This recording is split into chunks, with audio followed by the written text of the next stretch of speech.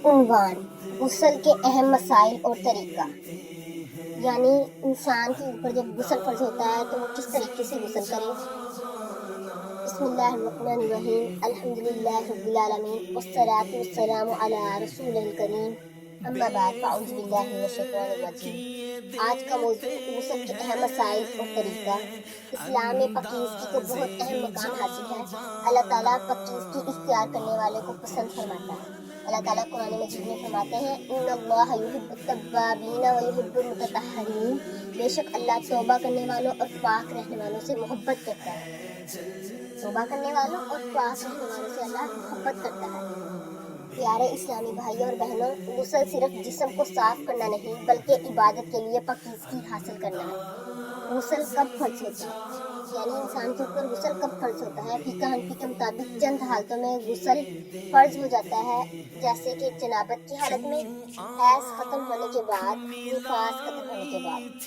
ان صورتوں میں انسان کے اوپر غسل فرض ہوتا ہے۔ غسل کے فرائض: فقہ حنفی کے مطابق 3 چیزیں غسل میں فرض ہیں۔ سب سے پہلے کلی کرنا، ناک میں پانی ڈالنا، پورے جسم پر پانی بہانا۔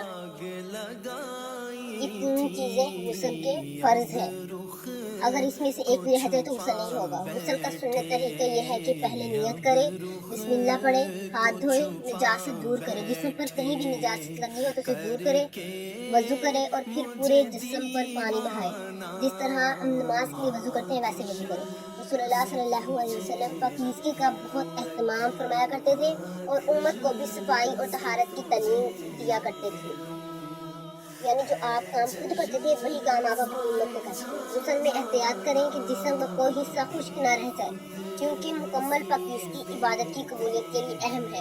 اگر جسم کا کوئی حصہ بھی خشک رہ جائے گا تو ہمارا غسل مکمل نہیں ہوگا۔ ہمیں چاہیے کہ ہم پاکیزگی کا اہتمام کریں، کیونکہ پاکیزگی ایمان کا حصہ ہے۔ اللہ تعالیٰ ہمیں دین کو سمجھنے، اس پر عمل کرنے کی توفیق عطا فرمائے، آمین۔ ویڈیو پسند آئے تو لائک کریں، شیئر کریں، سبسکرائب کریں۔